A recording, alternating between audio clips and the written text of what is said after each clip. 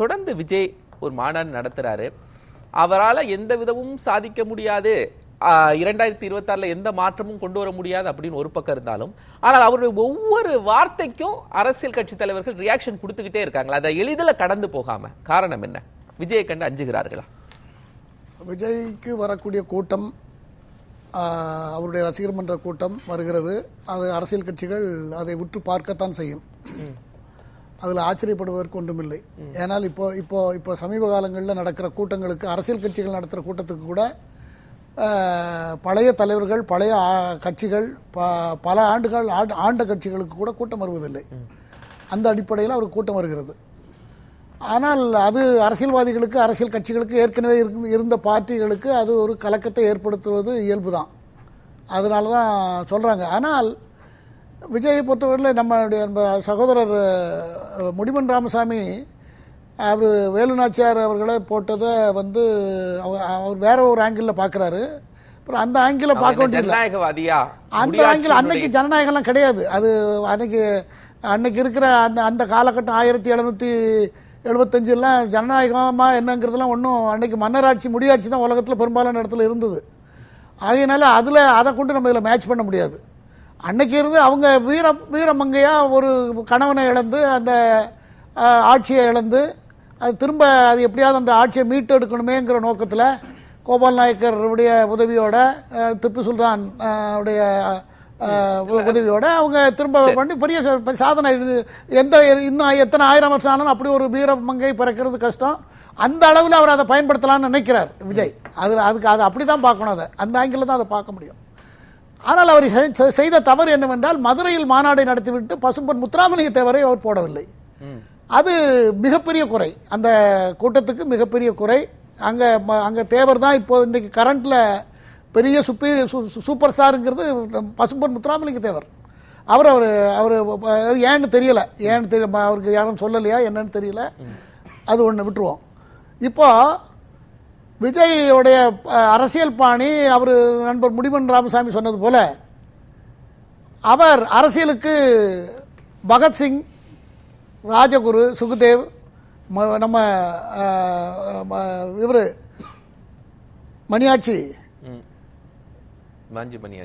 வாஞ்சிநாதன், இந்த மாதிரி 20-23 வயசுல உள்ள இளைஞர்கள் எப்படியெல்லாம் நாடு பற்றி யோசித்து ஒரு பொது நோக்கத்துக்காக எவ்வளோ பெரிய தியாகம் பண்ணாங்கங்கிறதெல்லாம் தெரியும். சின்ன சின்ன நமக்கு முந்தின காலகட்டம் இளைஞர் 15-16 வயசுலேயே தேசத்துக்காக கஷ்டப்பட்டு வந்தது தெரியும். எம்ஜிஆர் ஒரு நடிகராக இருந்தாலும் கூட அவர் அரசியலில் அவர் 47லேருந்து அதுக்கு முன்னே ஆட்சி சினிமாவில் நடித்து கொண்டு இருந்தாலும் கூட அவர் 20 ஆண்டு காலம் திமுகவுடைய பொருளாதாரத்தை, அவருடைய பொருளாதாரம் தான் திமுக கட்சிக்கு பெரும்பாலும் பயன்பட்டது.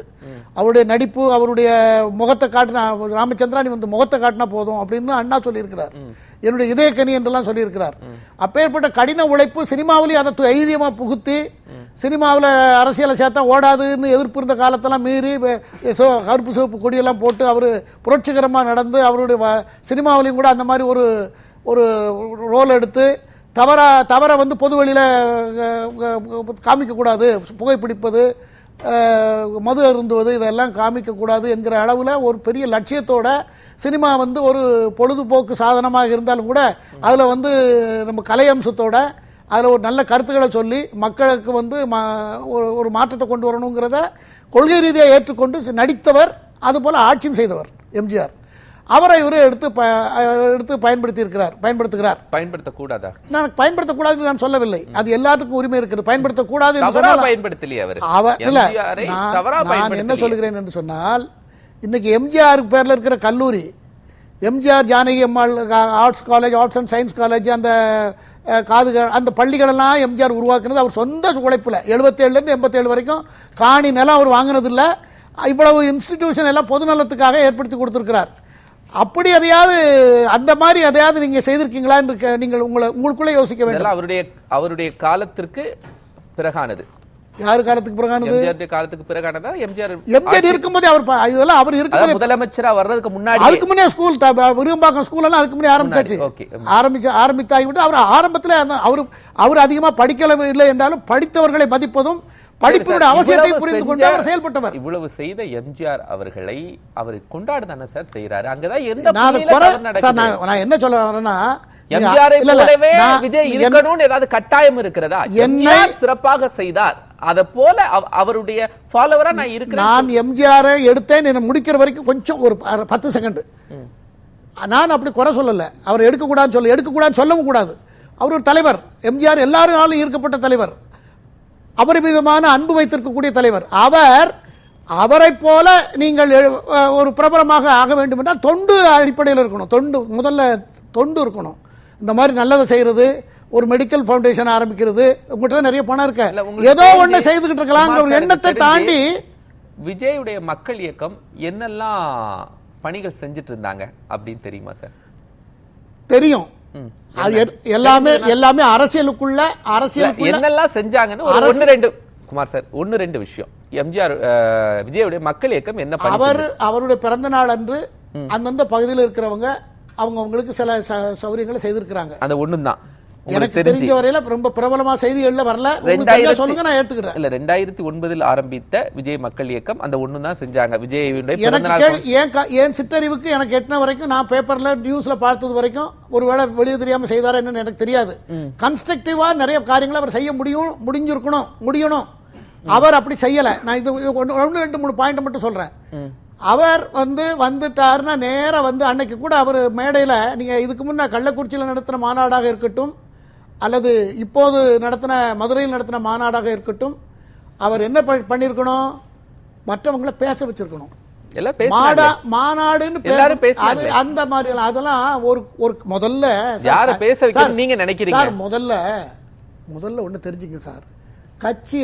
கட்சி நான் எதுக்காக அரசியலுக்குள்ள வந்தேன், இப்ப என்ன குறை இந்த நாட்டில், சுதந்திரத்துக்கு பிறகு இந்த நாட்டை எப்படி வழி நடத்தினாங்க, இந்த தப்பெல்லாம் பண்ணியிருக்காங்க, இதை தப்பெல்லாம் சரி பண்ணணும், இப்படியெல்லாம் பண்ணணும், இப்படியெல்லாம் மாற்றி அமைக்கணும், நாங்கள் இந்த மாதிரிலாம் திட்டம் வச்சுருக்கோம், இதை ஆளாளாக பேசணும். அதில் இருக்கிற தலைவர்கள் எல்லாம் மணிக்கணக்கில் அவங்கள பேச விட்டு அந்த கட்சியை பற்றி அக்கு வேற ஆணி வேற சொல்லி, அதுக்கப்புறம் கடைசியாக இவரு பேசி அந்த மாநாடு முடியணும். இது மாநாட்டினுடைய ஃபார்முலா. இதைத்தான் நான் சின்ன வயசுல 10 வயசுல பார்த்துருக்கேன். என் தந்தையாரோட போய் உடங்குடிங்கிற ஒரு ஊர்ல காங்கிரஸ் மாநாடு நடந்தது. சிவாஜி கணேசன் அப்பதான் பார்த்தேன். பழைய மாநாடுகள் மாதிரி இல்ல, அது மாதிரி அப்படி இல்ல. இந்த காலகட்டத்திலையும் பழைய மாடல்ல தான் மாநாடு நடக்கணும். 3 மணிக்கு கூட்டம், 3 மணிக்கு மாநாடு சொல்லிட்டு காலையில எல்லாரும் முன்பிருந்த மாநாட்டை போல் தான் இப்பயும் மாநாடு நடத்தணும், அதே மாடல்ல தான் நடத்தணும். மாநாடுங்கிறதுக்கு ஒரு அம்சம், மரபு ரீதியா நம்ம அப்படிதான் ஃபாலோ பண்ணிட்டு வந்திருக்கிறோம். மாநாடுங்கிறது என்ன அர்த்தம்? எல்லாரையும் வர வச்சு, ஏதாவது மாடல்ங்கிறது எல்லாரையும் வர வைக்கணும், எல்லாருக்கும் அழைப்பு கொடுக்கணும் சார். மாநாடுங்கிறது 1970 எப்படி நடந்துச்சோ அதே மாதிரி தான் 2025 நடக்கணும் அப்படின்னு இருக்கா? காலங்கள் எப்படியோ மாறிடுச்சு. நீங்க கேட்கறது எனக்கு புரியுறது. அது நோக்கமும் இது நோக்கத்தையும் நான் இப்ப விளக்குறேன் உங்களுக்கு. அது ஏன் அப்படின்னா, அந்த அமைப்புல பிரதானமா இருக்கிற தலைவர்கள் அந்த கொள்கையை, பல கருத்துக்களை ஏற்றுக்கொண்ட ஒரு கொள்கை தான் அரசியல் கட்சி. சரி, முக்கியமான பாயிண்ட் சொல்ல, இன்னும் அதை சொல்லவே இல்லை. அதனால நான் என்ன சொல்றேன், அதை விட ஒரு கொடுமை என்ன நடந்ததுன்னா, ஒரு பையன் அவர் மேடையில் அந்த ரேம்ல வரும்போது, ஒரு பையன் அவர் ரசிகர் மன்றமா இருக்கலாம், யாரோ இருக்கலாம், அவன் போய் ஆர்வத்தில் போறான். அவன் போனது சரின்னு நான் சொல்லலை, நான் சரின்னு சொல்லலை. அவன் ஏறுறான், அவரை தூக்கி போடுறான், அந்த பவுன்சர் தூக்கி போடுறாரு பாருங்க, அந்த தவளையை பிடிச்சி தூக்கி போட்ட மாதிரி போடுறாரு. நீங்க பார்த்துருப்பீங்க எல்லாரும். அது என்ன ரொம்ப பாதிச்ச விஷயம். அது அப்படிலாம் செய்யக்கூடாது. இது எம்ஜிஆர் இருந்தா என்ன நடந்திருக்கும், வேற யாராவது இருந்தா என்ன நடந்திருக்கும்னா, என்ன ஒண்ணுமே நடந்திருக்காது. மகாத்மா காந்தி ஒரு கூட்டத்தில் பேசி கொண்டிருந்தார். எதிர ஒரு லெப்ரசி தொழிலாளி, ஒரு லெப்ரசி இருந்தா என்ன நடந்திருக்கும்? இல்ல நீங்க இதுக்கு முன்னாடி வேற ஏதாவது மாநாட்டுல பாத்திருக்கீங்களா? சார் ப்ளீஸ், ஒரே ஒரு விஷயம், இல்ல கொஞ்சம் குமார் சார், ஒரே ஒரு விஷயம். நீங்க ஒரு வீடியோவை சொன்னீங்க, அதே மாதிரி மற்ற தலைவர்களுடைய மாநாட்டுல கிராஸ் பண்ணா என்ன நடந்திருக்கும் நீங்க சொல்லுங்க சார். ஹியூமன் பீயிங் எதேச்சதிகாரமெல்லாம் எடுக்க முடியாது சார். அரசியல் தலைவர்களே அரைந்த கதைகள்லாம் நீங்க பாத்திருக்கீங்களா? இல்ல நான் என்ன கொஞ்சம் சொல்ல, ஒரு 2 நிமிஷத்துல முடிச்சிடுறேன். 2 நிமிஷம் தான், நான் என் மொத்த பேச்சு முடிச்சிடுறேன். மகாத்மா காந்தி ஒரு இடத்துல கூட்டத்தில் பேச போனார். அங்க 10,000க்கு மேற்பட்ட கூட்டம். அதுல ஒரு லெப்ரசி உட்கார்ந்து இடையில உட்கார்ந்து பார்த்துட்டு இருக்கிறாரு.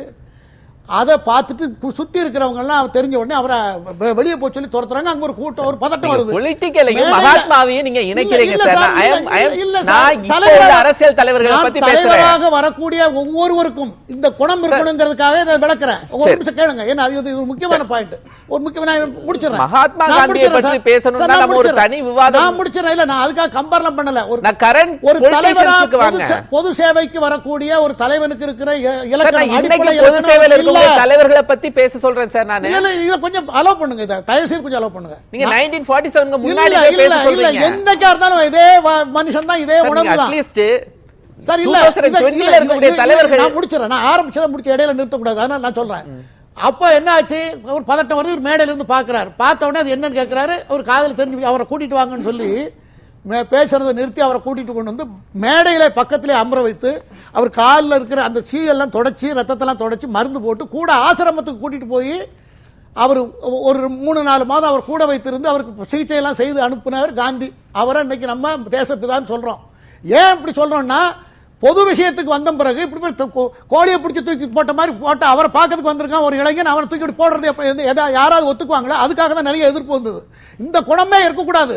இந்த குணம் இருந்தால் எதேச்சதிகார குணம். அங்க யாரும் நின்றுகிட்டு இருக்கிறது, அந்த தலை கட்சியில சேர்ந்தவங்க இப்படி கையை கட்டி நின்றுகிட்டு இருக்கிறது, இதெல்லாம் அவங்களெல்லாம் நிக்க வச்சுக்கிட்டு இப்படி எல்லாம் பேசுறது ஃபர்ஸ்ட் டைம் பாக்குறீங்க. இதெல்லாம் விஜய்க்கு மாநாட்டுல மட்டும் தான் பாக்குறீங்க. கை கட்டி நிக்கிறது. நான் வேற எங்கேயும் பார்த்தது இல்ல. வேற எங்கேயும் பார்த்தது இல்ல. அதனால இதெல்லாம் அவர் மாத்திக்கணும் சார். இந்த குணத்தை அவர் மாத்திக்கணும் சார். இதெல்லாம் இப்பதான் பாக்குறீங்க. நீங்க ஜெயலலிதா சொல்லுவீங்க. ஜெயலலிதா நான் யாரையும் முஸ்தபா